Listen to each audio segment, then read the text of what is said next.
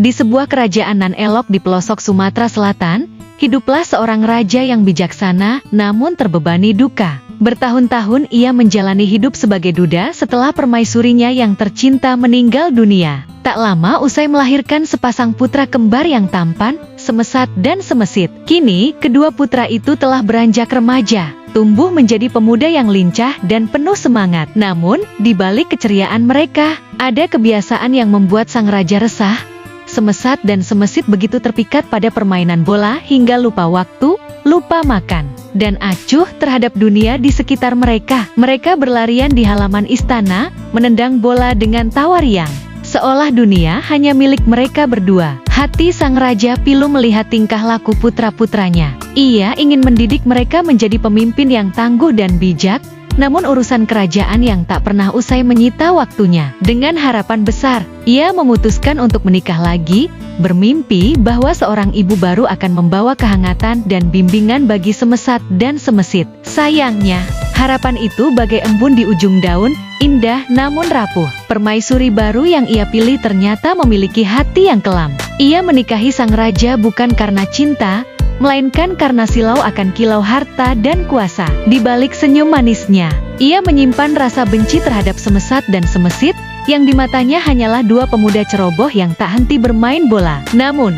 kepalsuan hatinya ia sembunyikan dengan cerdik dari sang raja, menutupi niat buruknya dengan topeng kebaikan. Pada suatu pagi yang cerah, ketika mentari baru saja menyapa bumi, sang raja bersiap mengadakan rapat besar di Balai Panjang, tempat para tetua dan pembesar kerajaan berkumpul. Sebelum berangkat, ia berpesan kepada permaisurinya dengan suara lembut namun tegas, "Wahai permaisuriku, siapkanlah jamuan makan siang yang layak untuk para tamu rapat. Biarlah mereka merasakan kemurahan hati kerajaan kita." "Dengan senang hati, Kanda," jawab permaisuri dengan nada manis, meski matanya menyembunyikan rencana licik. "Dinda akan memastikan semuanya sempurna." Namun, begitu sang raja melangkah pergi, permaisuri itu tak bergerak menuju dapur istana. Sebaliknya, ia mengambil segenggam cap merah yang pedas membakar, lalu mengoleskannya ke wajahnya dengan sengaja. Dalam sekejap, wajahnya membengkak, memerah,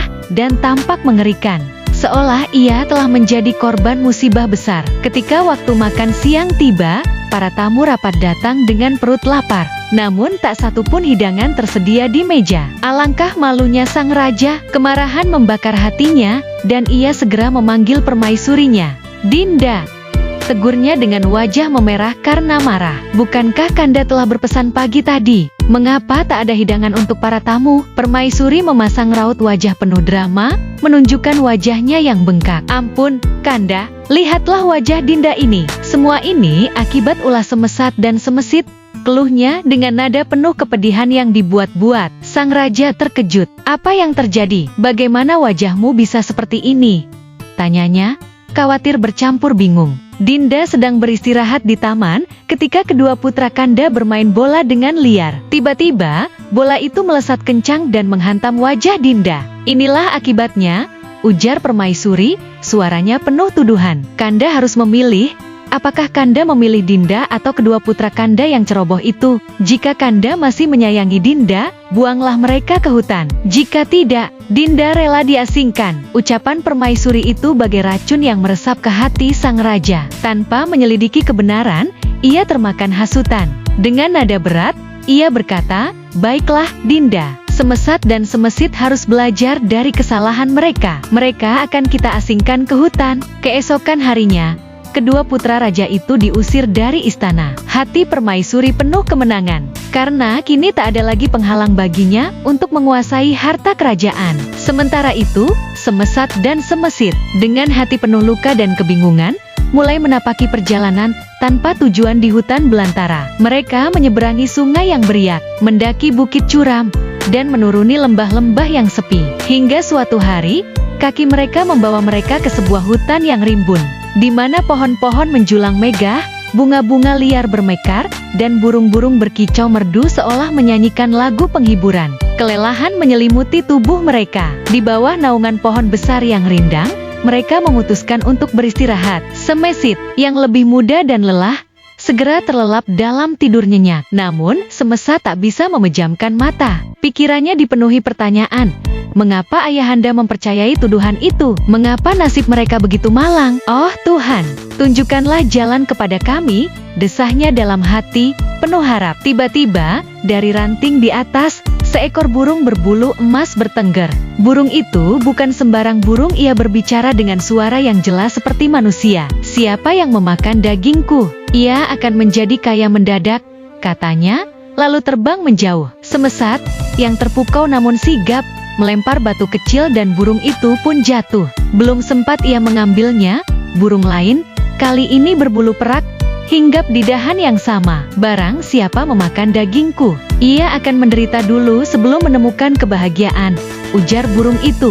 Tanpa ragu, Semesat melempar batu lagi, dan burung perak itu pun jatuh. Dengan hati-hati, ia mengambil kedua burung itu, lalu membangunkan adiknya. Adikku, katanya dengan penuh kasih, ambil burung emas ini, makanlah dagingnya, agar kau cepat menjadi kaya. Biar abang yang memakan burung perak ini. Tak apa jika abang harus menderita lebih dulu. Semesit, dengan mata penuh rasa terima kasih, memakan burung emas, sementara Semesat memakan burung perak. Setelah itu, mereka melanjutkan perjalanan, menembus hutan belantara hingga tiba di sebuah negeri yang ramai. Konon, raja negeri itu baru saja wafat tanpa pewaris, dan rakyatnya sedang mencari pemimpin baru. Melihat sikap Semesit yang gagah dan bijaksana, penduduk negeri itu segera mengangkatnya sebagai raja. Semesat, dengan hati penuh keikhlasan, melepas adiknya untuk memenuhi takdirnya, dan melanjutkan perjalanan seorang diri. Perjalanan Semesat membawanya ke ujung negeri adiknya, tempat ia hidup sederhana, bahkan miskin. Untuk bertahan, ia memakan buah-buahan liar dari hutan. Suatu hari, tanpa sengaja, ia memetik buah dari kebun penduduk, mengira pohon itu tak bertuan. Penduduk yang marah menangkapnya dan menyeretnya ke hadapan Raja Semesit, menuduhnya sebagai pencuri. Tanpa mengetahui bahwa pemuda itu adalah kakaknya, Semesit menghukumnya dengan hukuman berat, dikubur setengah badan dalam sekam. Dijuluki Bujut Keling. Di tengah keterpurukan Semesat, kabar tentang sayembara besar tersebar. Di negeri seberang lautan, seorang putri jelita mengadakan sayembara untuk mencari jodoh. Syaratnya sederhana namun aneh. Siapapun yang dicium oleh kuda kesayangannya berhak menikahinya. Raja Semesit, yang kini memimpin dengan penuh wibawa, memutuskan untuk ikut serta. Ia memerintahkan pengawalnya menyiapkan kapal megah, membawa perhiasan dan hasil bumi sebagai persembahan. Namun, di tengah laut, kapal mereka tiba-tiba kandas. Salah seorang pengawal berkata, "Ampun, Baginda, mungkin kita harus membawa Bujut Keling. Barangkali ia membawa keberuntungan." Meski kesal, Semesit menyetujui, dan mereka kembali ke istana untuk mengambil Semesat, yang dimasukkan ke dalam karung tanpa sepengetahuannya. Setibanya di negeri sayembara, para raja dan pangeran dari berbagai penjuru telah berkumpul. Sang putri, yang anggun bagaikan bidadari, duduk di singgasana dengan kuda kesayangannya di sisinya. Ketika gong sayembara dibunyikan, kuda itu berjalan melewati barisan peserta. Hati Semesit berdebar, yakin bahwa dirinya lah yang akan dipilih. Namun, kuda itu justru berhenti di depan karung yang berisi Bujut Keling dan menciumnya dengan lembut. Sang putri, dengan mata penuh rasa ingin tahu, memerintahkan pengawal membuka karung. Ketika karung terbuka, muncul seorang pemuda penuh sekam, namun dengan sorot mata yang penuh keteguhan. Raja Semesit terkejut, namun juga marah. "Ini tidak adil," serunya. "Aku yang seharusnya dipilih, bukan pemuda ini."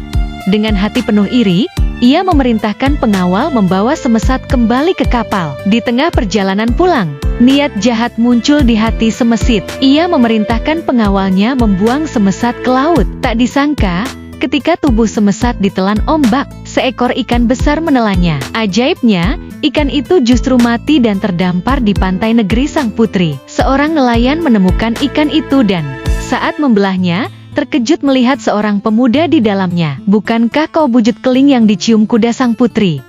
tanya nelayan dengan takjub. "Benar, Tuan. Nama saya Semesat, kakak Raja Semesit," jawab Semesat dengan suara lemah, namun tegas. Nelayan itu segera mengantar Semesat ke istana, tempat sang putri menunggu di taman bunga. Melihat Semesat, hati sang putri tersentuh. Mereka pun menikah dalam sebuah perayaan yang megah, penuh dengan tarian dan nyanyian. Beberapa hari setelah pernikahan, Semesat memutuskan untuk menemui adiknya bersama sang putri. Ia tiba di istana Raja Semesit. Dengan penuh keberanian, ia berkata, "Adikku, ketahuilah bahwa bujut keling yang kau buang ke laut adalah aku, Semesat, kakakmu." Raja Semesit tersentak, air mata mengalir di pipinya. "Maafkan aku, Bang," isaknya sambil memeluk kakaknya. "Aku tidak tahu. Aku menyesal telah memperlakukanmu dengan kejam." Semesat tersenyum lembut. "Sudahlah, adikku. Ini adalah takdirku menderita dulu, sebelum menemukan kebahagiaan."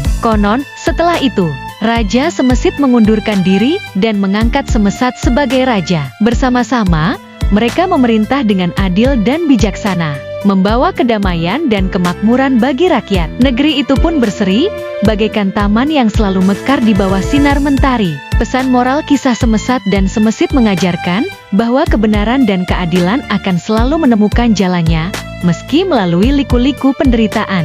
Tuhan senantiasa menolong mereka yang teraniaya, baik secara langsung maupun melalui cara yang tak terduga. Selain itu, kasih sayang antar saudara adalah harta tak ternilai, seperti Semesat yang rela berkorban demi kebahagiaan adiknya, dan Semesit yang dengan tulus mengakui kesalahannya. Persaudaraan sejati dibangun atas saling pengertian, pengampunan, dan keikhlasan.